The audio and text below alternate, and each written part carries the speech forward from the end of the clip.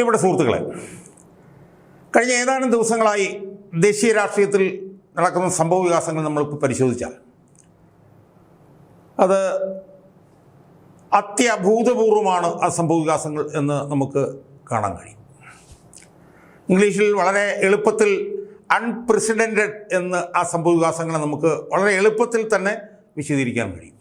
സുഹൃത്തുക്കളെ, രാഷ്ട്രീയത്തിൽ പൊടുന്നനെ ഉണ്ടാകുന്ന മാറ്റങ്ങൾ അത് ഒരു വിശദീകരണത്തിനും വക നൽകാത്തതാണ് എന്ന് തോന്നിയാൽ നമുക്ക് അത്ഭുതപ്പെടാനില്ല. ഇപ്പോൾ ദേശീയ രാഷ്ട്രീയത്തിലെ ദേശീയ തലത്തിൽ തന്നെ നടക്കുന്ന സംഭവങ്ങൾ ഒന്ന് ആലോചിച്ച് നോക്കിയേ. 2014 അധികാരത്തിൽ വന്ന മോദി സർക്കാർ ഇപ്പോൾ 2024 കൂടെ കഴിഞ്ഞ് 4ാം ടേമിലേക്ക് പോകും എന്ന് ഏതാണ്ട് ഭൂരിപക്ഷം ജനങ്ങളും വിശ്വസിച്ചു കൊണ്ടിരിക്കുന്ന ഒരു കാലഘട്ടം. ആ കാലഘട്ടത്തിന് എത്ര പെട്ടെന്നാണ്, ഇരുട്ടി വെളുത്തപ്പോൾ ആണ് ഒരു മാറ്റം വന്നത് എന്നാണ് നമുക്ക് മനസ്സിലാക്കാൻ കഴിയുന്നത്. ഇതുപോലുള്ള മാറ്റങ്ങൾ ആദ്യമായിട്ടാണ് ഉണ്ടാകുന്നത് എന്ന് ഒരർത്ഥത്തിൽ വേണമെങ്കിൽ പറയാം. കാരണം ഇത്ര സ്പോണ്ടേനിയസ് ആയിട്ടുള്ള, ഇത്ര പെട്ടെന്നുള്ള മാറ്റം ഒരുപക്ഷെ ഇതിനു മുമ്പ് ഇന്ത്യൻ രാഷ്ട്രീയത്തിൽ ഉണ്ടായി കാണണമെന്നില്ല. എന്നാലും ഇതിനെ വേണമെങ്കിൽ താരതമ്യം ചെയ്യാൻ കഴിയുന്ന ചില മാറ്റങ്ങൾ ഉണ്ടായിട്ടുണ്ട് എന്ന് വേണേൽ പറയാം. അപ്പോൾ ഉദാഹരണത്തിന്, കേന്ദ്രത്തിൽ അധികാരത്തിലിരുന്ന UPA സർക്കാർ 2004 അധികാരത്തിൽ വന്നു, 2009 വീണ്ടും അധികാരത്തിൽ വന്നു. 2009 UPA സർക്കാർ അധികാരത്തിൽ വരുന്ന ആരും പ്രതീക്ഷിച്ചല്ല, പക്ഷേ അപ്രതീക്ഷിതമായി വീണ്ടും അധികാരത്തിൽ വന്നു. സാമാന്യം നല്ല ഭരണം കാഴ്ചവെച്ച് പോവുകയായിരുന്നു. 2014 UPA സർക്കാർ തന്നെ വീണ്ടും അധികാരത്തിൽ വരും എന്ന് ഭൂരിപക്ഷം ആളുകളും കരുതിയിരിക്കുന്ന സമയത്താണ് ഇന്ത്യ അഗൻസ്റ്റ് കറപ്ഷൻ എന്ന് പറഞ്ഞിട്ടുള്ള ഒരു മൂവ്മെൻറ്റ് ഡൽഹിയിൽ അന്ന ഹസാരയുടെ നേതൃത്വത്തിൽ തുടങ്ങുന്നത്. അത് തുടങ്ങിയതിന് ശേഷം ചടുലമായുണ്ടായ മാറ്റങ്ങൾ, അഴിമതി ആരോപണങ്ങൾ, അന്ന ഹസാരയുടെ നിരാഹാര സത്യാഗ്രഹം, ഇതിൻ്റെയൊക്കെ പശ്ചാത്തലത്തിൽ 2014 നടന്ന ദേശീയ തെരഞ്ഞെടുപ്പിൽ UPA സർക്കാർ അധികാരത്തിൽ നിന്ന് നിഷ്കാസിതമായത് നമ്മുടെ മുന്നിലുണ്ട്. പക്ഷേ ആ സംഭവവികാസം ഇത്ര ടുമിൾട്ടുവസ് ആയിരുന്നു എന്ന് നമുക്ക് പറയാൻ കഴിയില്ല. ഇതുപോലെ ഒരു പൊട്ടിത്തെറിച്ച ഒരു മാറ്റമായിരുന്നു എന്ന് നമുക്ക് പറയാൻ കഴിയില്ല. ഇതിന് സമാനമായൊരു സംഭവം കേരളത്തിലും ഇറങ്ങിയിട്ടുണ്ട്. 2ാം ഭരണം നടത്തിക്കൊണ്ടിരുന്ന പിണറായി വിജയൻ സർക്കാർ 3ാമത് തവണയും അധികാരത്തിൽ വരുമെന്നാണ് എല്ലാവരും കരുതിയിരുന്നത്. എല്ലാ വലിയ സാമൂഹിക സോഷ്യൽ എഞ്ചിനീയറിംഗ് വിജയൻ നടത്തുന്നു, എല്ലാ ജാതി മതങ്ങളെയും ഒരുമിച്ച് നിർത്താൻ ശ്രമിക്കുന്നു.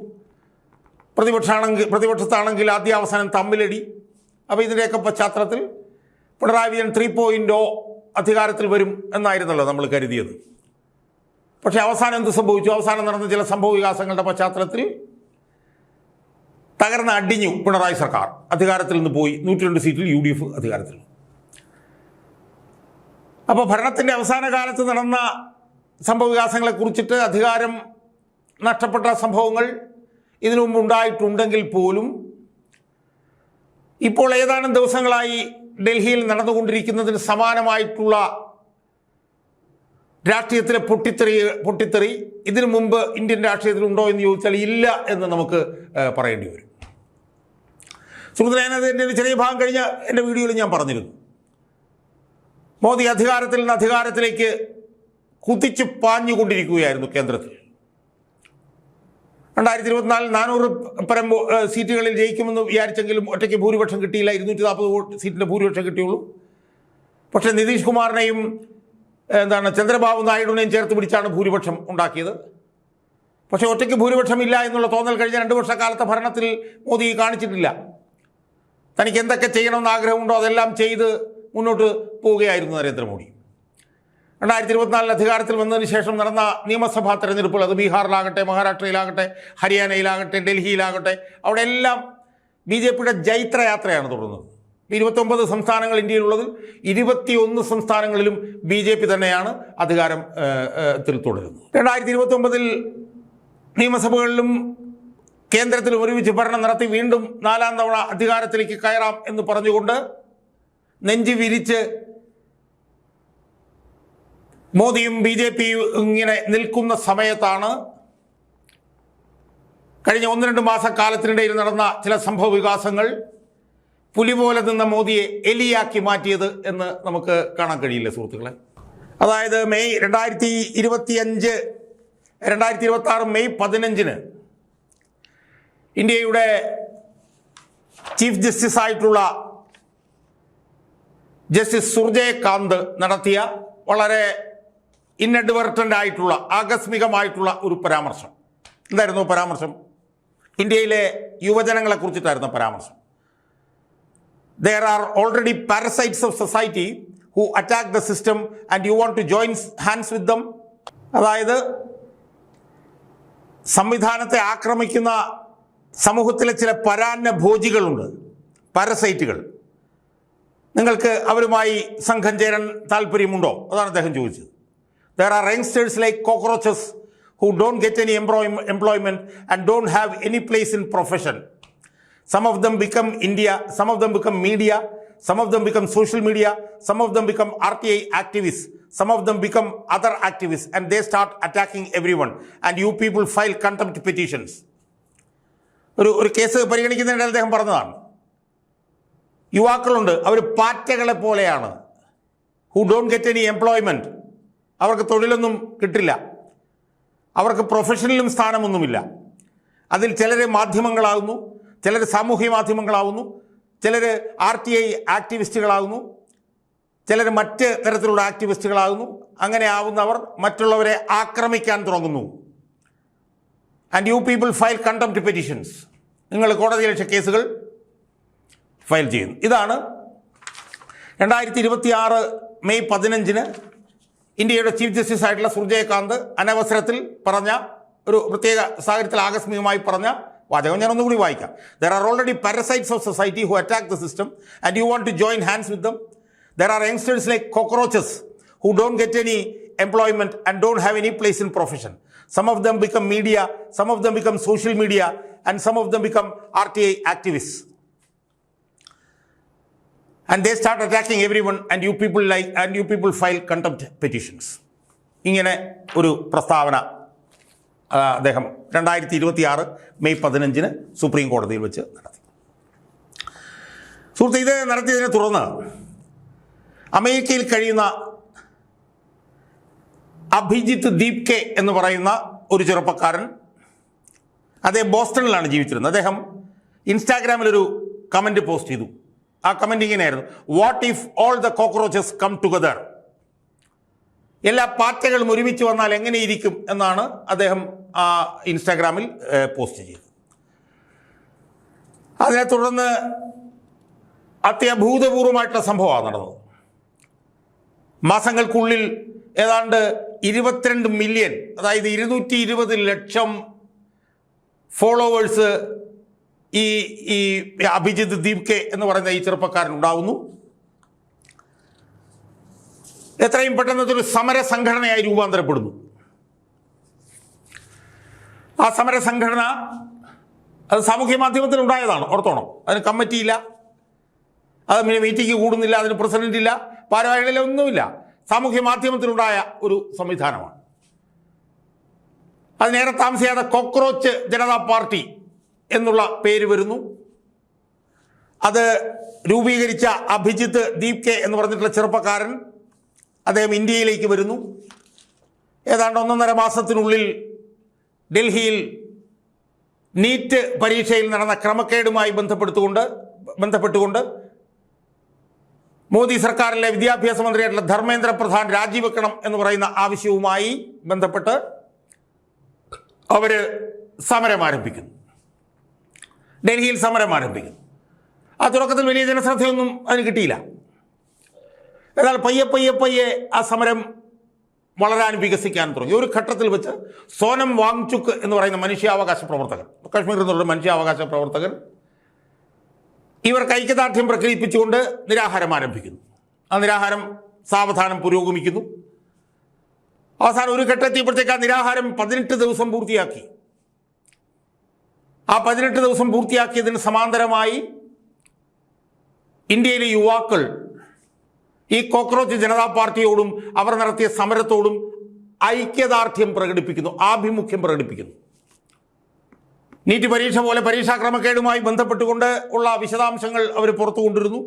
2014 ശേഷം ഏതാണ്ട് 182ഓളം പേര് ഇതുമായി ഈ വിഷയവുമായി ബന്ധപ്പെട്ട് വിദ്യാർത്ഥികൾ ആത്മഹത്യ ചെയ്ത വിഷയം, ഈ വർഷം തന്നെ ഏതാണ്ട് 10-20 ആളുകൾ കുട്ടികൾ ആത്മഹത്യ ചെയ്തതുമായി ബന്ധപ്പെട്ട വിഷയത്തിൽ, നീറ്റ് പരീക്ഷാ ക്രമക്കേടുമായി ബന്ധപ്പെട്ടിട്ടുള്ള വിഷയത്തിൽ ഇന്ത്യയിലെ മുക്കിലും മൂലയിലുമുള്ള ലക്ഷക്കണക്കിന് കോടിക്കണക്കിന് യുവാക്കളെ തങ്ങളുടെ ഈ പാർട്ടിയോട് അടുപ്പിക്കാൻ ഈ കോക്രോച്ച് ജനതാ പാർട്ടി എന്ന് പറഞ്ഞ പാർട്ടിക്ക് കഴിയും. അവർ ജന്തർ മന്ദിറിൽ നടത്തുന്ന സമരം ഓരോ ദിവസവും കഴിയുന്തോറും ശക്തിപ്പെട്ടു വരുന്നു. ആ ശക്തിപ്പെട്ടു വന്ന സമയത്ത് ഈ മോദി സർക്കാർ ഈ സമരത്തോടുത്ത സമീപനം എന്താ? അവഗണിക്കുക. നമുക്കറിയാം 2014 അണ്ണാ ഹസാരെ അന്ന് ആ സമരം നടത്തിയപ്പോൾ അന്ന് UPA ഗവൺമെൻറ് ആയിരുന്നു അധികാരത്തിലുണ്ടായിരുന്നത്. ആ UPA ഗവൺമെൻറ് വലിയ തോതിൽ ആ സമരത്തെ ഭയപ്പെട്ടു.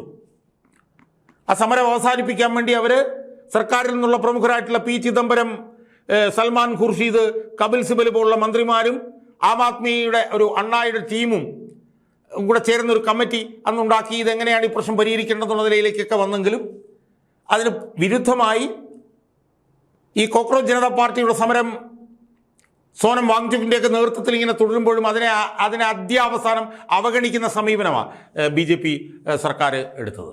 അവർ കണ്ട ഭാവം നടിച്ചില്ല.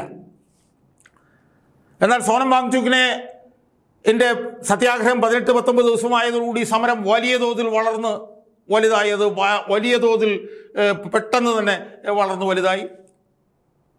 ഒരു സുപ്രഭാതത്തിൽ സോനം വാങ്ചുക്കിനെ അവിടുന്ന് തട്ടിയെടുത്ത് കൊണ്ടുപോകുന്നത് പോലെ BJP ഗവൺമെൻറ്റിൻ്റെ പോലീസുകാർ വന്ന് അദ്ദേഹത്തെ ആശുപത്രിയിലേക്ക് മാറ്റുന്നു. പെട്ടെന്ന് ഈ സമരത്തിൻ്റെ രൂപവും ഭാവവും മാറുന്നു.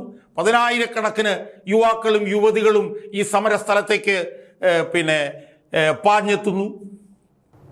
ഇന്ത്യയുടെ തലസ്ഥാനം കണ്ട ഒരു വലിയ സമരമുഖമായി, ഒരു പോർമുഖമായി ഈ ജന്തർ മന്ദർ മാറുന്നു. അങ്ങനെ മാറിയതോടുകൂടി എന്ത് സംഭവിച്ചു? അങ്ങനെ മാറിയതോടുകൂടി BJP ഗവൺമെൻറ്റിനെ ഭയം ബാധിച്ചു. നമുക്കറിയാം BJP ഗവൺമെൻറ് കഴിഞ്ഞ കുറേ വർഷങ്ങളായി സാവധാനം വളർത്തിയെടുത്ത ഒരു സാഹചര്യം എന്തായിരുന്നു? ഒരു ഭയത്തിൻ്റെ സാഹചര്യം, ഒരു ഭയത്തിൻ്റെ അന്തരീക്ഷം.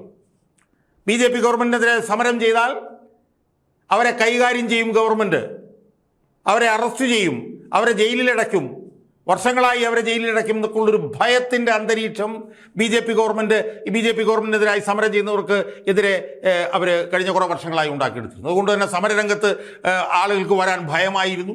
വരുന്നവർക്ക് തന്നെ സമരവുമായി മുന്നോട്ട് പോകാൻ ഭയമായിരുന്നു. കാരണം സമരം ചെയ്താൽ ചിലപ്പോൾ കൽത്തുറുങ്കിൽ അടയ്ക്കപ്പെട്ടാൽ പിന്നെ പുറലോകം കാണില്ല എന്നുള്ളൊരവസ്ഥയായിരുന്നു. ആ ഭയത്തിൻ്റെ അന്തരീക്ഷം അവർക്ക് എങ്ങനെ ശക്തിപ്പെടുത്താൻ കഴിഞ്ഞു? അവരെ ഇന്ത്യയിലെ ഭരണഘടനാ സ്ഥാപനങ്ങളെല്ലാം ഈ പറഞ്ഞ പോലെ ഞെരിച്ചു. അത് തെരഞ്ഞെടുപ്പ് കമ്മീഷനായിക്കൊള്ളട്ടെ, ഏത് ഭരണഘടനാ സ്ഥാപനമായിക്കോട്ടെ, അതിനെല്ലാം ഞെരിച്ചു, ഇല്ലാതാക്കാൻ വേണ്ടിയിട്ട് ശ്രമിച്ചു. സംസ്ഥാനങ്ങളിൽ നടന്ന തെരഞ്ഞെടുപ്പുകളെല്ലാം തന്നെ ഒരു തരത്തിൽ അല്ലെങ്കിൽ വേറൊരു തരത്തിൽ അട്ടിമറിച്ചു. ആ നിലയിൽ വലിയ ഭയത്തിൻ്റെ അന്തരീക്ഷം അവർ സൃഷ്ടിച്ചു വെച്ചിരിക്കുകയായിരുന്നു. പക്ഷേ ഈ സമരം, ഈ കോക്രോച്ച് ജനതാ പാർട്ടിയുടെ നേതൃത്വത്തിൽ നിന്ന ഈ സമരം മോദി ഗവൺമെൻറ്റിനോട് യുവാക്കൾക്ക്, പ്രത്യേകിച്ച് യുവാക്കൾക്കുള്ള ഭയം അലിഞ്ഞ് ഇല്ലാതാക്കുന്ന ഒരു സാഹചര്യത്തിലേക്ക് പോയി. അങ്ങനെ ഈ സമരം ഓരോ ദിവസവും നാൾക്കുനാൾ വരുന്നു എന്ന് മോദി ഗവൺമെൻറ് കണ്ടതോടുകൂടി മോദിക്ക് ഭയമായി.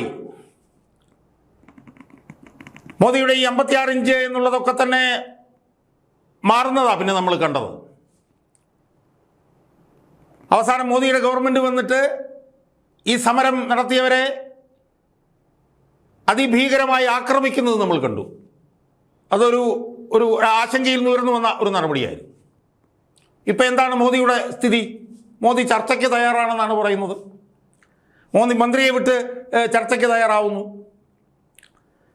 മോദി കോക്രോച്ച് ജനതാ പാർട്ടിയുടെ പ്രതിനിധികളെ ചർച്ചയ്ക്ക് വിളിക്കുന്നു. മോദി യുവാക്കളുമായി ബന്ധപ്പെട്ടുകൊണ്ട് ചെയ്യാൻ പോകുന്ന കാര്യങ്ങൾ സംബന്ധിച്ച് പ്രസ്താവനകൾ ഇറക്കുന്നു. പരീക്ഷാ ക്രമക്കേടുമായി ബന്ധപ്പെട്ട വിഷയങ്ങളിൽ ഫാസ്റ്റ് ട്രാക്ക് കോടതികൾ ഉണ്ടാക്കുമെന്ന് പറയുന്നു. അപ്പം സുഹൃത്തുക്കളെ, ഞാൻ ദീർഘിപ്പിക്കുന്നില്ല. അടുത്ത തവണ അധികാരത്തിൽ വരുമെന്ന് പറഞ്ഞ് മപ്പടിച്ചു നിന്നിരുന്ന മോഡി, പുലിയായ മോഡി, ഇപ്പോഴത്തെ ദിവസങ്ങൾ കൊണ്ട് എലിയായി മാറിയതായിട്ട് നമ്മൾ കാണുന്നു. കോൺഗ്രസും സമരത്തിൻ്റെ മുഖ്യധാരയിലേക്ക് വന്നതോടുകൂടി ഭയത്തിൻ്റെ അന്തരീക്ഷം സൃഷ്ടിച്ചിരുന്ന മോദിയുടെ സർക്കാർ ഇപ്പം മെല്ലെ പിന്തിരിഞ്ഞ് ഓടുന്നതാണ് നമ്മൾ കാണുന്നത്. പ്രധാനമന്ത്രിയുടെ വസതിക്ക് മുന്നിൽ പോലും കോൺഗ്രസിൻ്റെ നേതൃത്വത്തിൽ വലിയ സമരമുറകൾ അരങ്ങേറുന്നത് നമ്മൾ കണ്ടുകൊണ്ടിരിക്കുന്നു. അപ്പം അതുകൊണ്ട് ഈ ദേശീയ രാഷ്ട്രീയം ഇരുട്ടി വെളുത്തപ്പോൾ കീഴ്മേൽ മറിഞ്ഞിരിക്കുന്നതായിട്ടാണ് നമുക്ക് കാണാൻ കഴിയുന്നത്. കഴിഞ്ഞ കുറേ വർഷങ്ങളായി പുലിയായി നിന്നിരുന്ന മോദി പെട്ടെന്ന് എലിയായി മാറി. ആ മാറുന്നതും നമ്മൾ കണ്ടുകൊണ്ടിരിക്കുന്നു. മോദിയുടെ ഈ പറഞ്ഞ പോലെ അധികാരത്തിൽ നിന്ന് പുറത്തേക്കുള്ള യാത്ര തുടങ്ങിയിരിക്കുന്നു എന്ന് വേണം നമ്മൾ അനുമാനിക്കാൻ എന്നാണ് എനിക്ക് ഈ അവസരത്തിൽ സൂചിപ്പിക്കാനുള്ളത്.